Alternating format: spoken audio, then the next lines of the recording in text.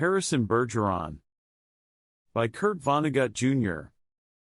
The year was 2081, and everybody was finally equal. They weren't only equal before God and the law. They were equal every which way. Nobody was smarter than anybody else. Nobody was better looking than anybody else. Nobody was stronger or quicker than anybody else. All this equality was due to the 211th, 212th, and 213th Amendments to the Constitution, and to the unceasing vigilance of agents of the United States Handicapper General. Some things about living still weren't quite right though. April, for instance, still drove people crazy by not being springtime. And it was in that clammy month that the HG men took George and Hazel Bergeron's 14-year-old son, Harrison, away. It was tragic, all right, but George and Hazel couldn't think about it very hard. Hazel had a perfectly average intelligence, which meant she couldn't think about anything except in short bursts.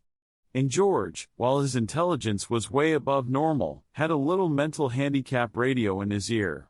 He was required by law to wear it at all times. It was tuned to a government transmitter.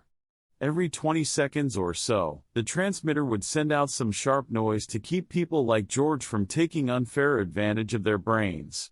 George and Hazel were watching television. There were tears on Hazel's cheeks, but she'd forgotten for the moment what they were about.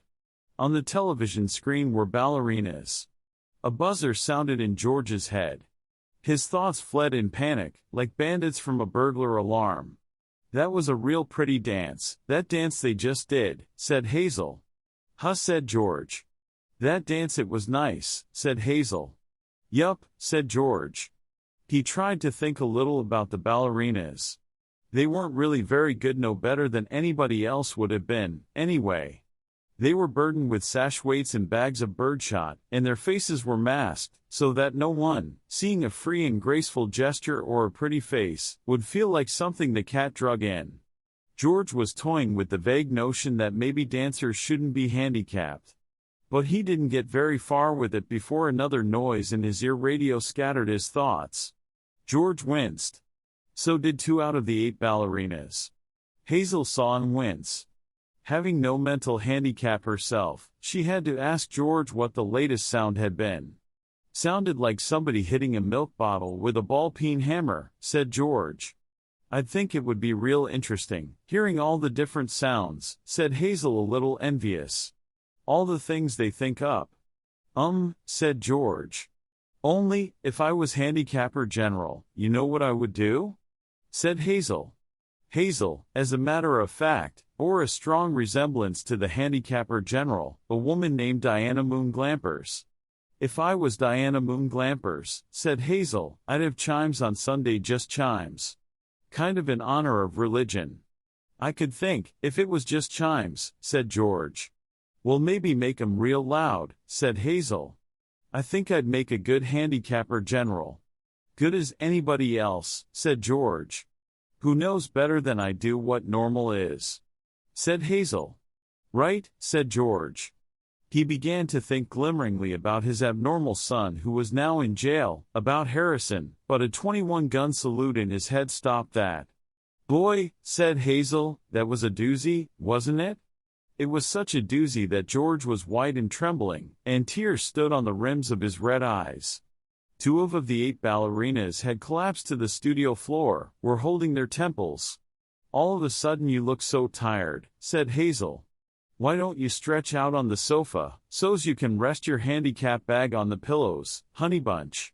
She was referring to the 47 pounds of birdshot in a canvas bag, which was padlocked around George's neck. "Go on and rest the bag for a little while," she said. "I don't care if you're not equal to me for a while." George weighed the bag with his hands. "I don't mind it," he said. "I don't notice it anymore. It's just a part of me." "You've been so tired lately, kind of wore out," said Hazel. "If there was just some way we could make a little hole in the bottom of the bag, and just take out a few of them lead balls. Just a few. 2 years in prison and $2,000 fine for every ball I took out," said George. "I don't call that a bargain." "If you could just take a few out when you came home from work," said Hazel. I mean, you don't compete with anybody around here. You just sit around. If I tried to get away with it, said George, then other people would get away with it and pretty soon we'd be right back to the dark ages again, with everybody competing against everybody else. You wouldn't like that, would you? I'd hate it, said Hazel. There you are, said George.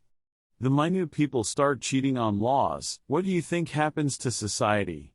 If Hazel hadn't been able to come up with an answer to this question, George couldn't have supplied one.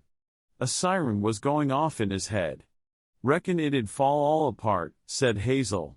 What would? Said George blankly. Society, said Hazel uncertainly. Wasn't that what you just said? Who knows? Said George. The television program was suddenly interrupted for a news bulletin. It wasn't clear at first as to what the bulletin was about, since the announcer, like all announcers, had a serious speech impediment. For about half a minute, and in a state of high excitement, the announcer tried to say, "Ladies and gentlemen." He finally gave up, handed the bulletin to a ballerina to read. "That's all right," Hazel said of the announcer. "He tried. That's the big thing.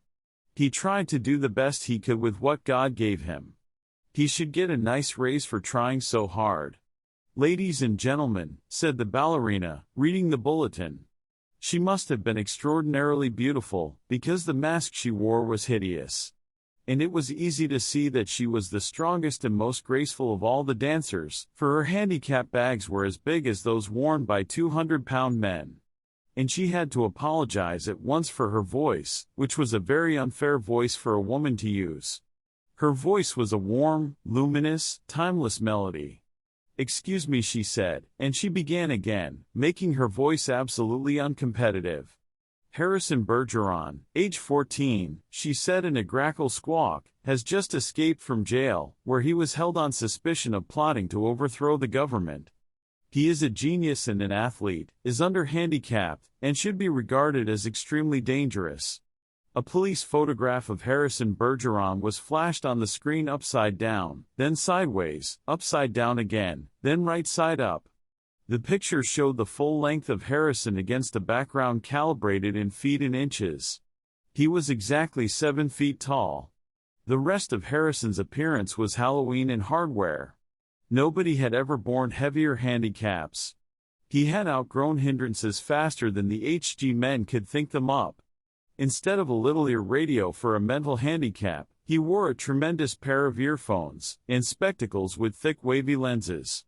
The spectacles were intended to make him not only half blind, but to give him wanging headaches besides. Scrap metal was hung all over him. Ordinarily, there was a certain symmetry, a military neatness to the handicaps issued to strong people, but Harrison looked like a walking junkyard. In the race of life, Harrison carried 300 pounds. And to offset his good looks, the HG men required that he wear at all times a red rubber ball for a nose, keep his eyebrows shaved off, and cover his even white teeth with black caps at snaggletooth random. "If you see this boy," said the ballerina, "do not, I repeat, do not, try to reason with him." There was the shriek of a door being torn from its hinges. Screams and barking cries of consternation came from the television set. The photograph of Harrison Bergeron on the screen jumped again and again, as though dancing to the tune of an earthquake. George Bergeron correctly identified the earthquake, and well he might have, for many was the time his own home had danced to the same crashing tune. "My God," said George, "that must be Harrison." The realization was blasted from his mind instantly by the sound of an automobile collision in his head. When George could open his eyes again, the photograph of Harrison was gone.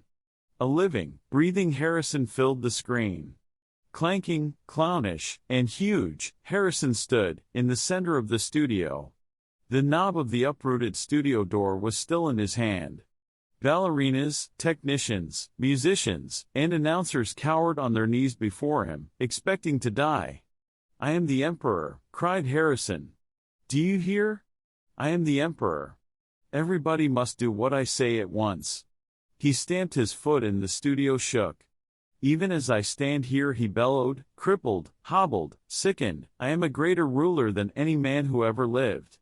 Now watch me become what I can become." Harrison tore the straps of his handicap harness like wet tissue paper, tore straps guaranteed to support 5,000 pounds. Harrison's scrap iron handicaps crashed to the floor. Harrison thrust his thumbs under the bar of the padlock that secured his head harness. The bar snapped like celery. Harrison smashed his headphones and spectacles against the wall. He flung away his rubber ball nose, revealed a man that would have awed Thor, the god of thunder. "I shall now select my empress," he said, looking down on the cowering people. "Let the first woman who dares rise to her feet claim her mate and her throne." A moment passed, and then a ballerina arose, swaying like a willow. Harrison plucked the mental handicap from her ear, snapped off her physical handicaps with marvelous delicacy. Last of all, he removed her mask. She was blindingly beautiful. "Now," said Harrison, taking her hand, "shall we show the people the meaning of the word dance?" "Music," he commanded. The musicians scrambled back into their chairs, and Harrison stripped them of their handicaps too. "Play your best," he told them, "and I'll make you barons and dukes and earls." The music began. It was normal at first, cheap, silly, false. But Harrison snatched two musicians from their chairs, waved them like batons as he sang the music as he wanted it played. He slammed them back into their chairs. The music began again and was much improved. Harrison and his empress merely listened to the music for a while, listened gravely, as though synchronizing their heartbeats with it. They shifted their weights to their toes. Harrison placed his big hands on the girl's tiny waist, letting her sense the weightlessness that would soon be hers. And then, in an explosion of joy and grace, into the air they sprang. Not only were the laws of the land abandoned, but the law of gravity and the laws of motion as well. They reeled, whirled, swiveled, flounced, capered, gambled, and spun. They leapt like deer on the moon. The studio ceiling was 30 feet high, but each leap brought the dancers nearer to it. It became their obvious intention to kiss the ceiling. They kissed it. And then, neutraling gravity with love and pure will, they remained suspended in air, inches below the ceiling, and they kissed each other for a long, long time. It was then that Diana Moon Clampers, the handicapper general, came into the studio with a double-barreled 10-gauge shotgun. She fired twice, and the emperor and the empress were dead before they hit the floor. Diana Moon Clampers loaded the gun again. She aimed it at the musicians and told them they had 10 seconds to get their handicaps back on. It was then that the Bergeron's television tube burned out. Hazel turned to comment about the blackout to George. But George had gone out into the kitchen for a can of beer. George came back in with the beer, paused while a handicap signal shook him up. And then he sat down again. "You've been crying," he said to Hazel. "Yup," she said. "What about?" he said. "I forget," she said. "Something real sad on television." "What was it?" he said. "It's all kind of mixed up in my mind," said Hazel. "Forget sad things," said George. "I always do," said Hazel. "That's my girl," said George. He winced. There was the sound of a riveting gun in his head. "Gee, I could tell that one was a doozy," said Hazel. "You can say that again," said George. "Gee," said Hazel, "I could tell that one was a doozy."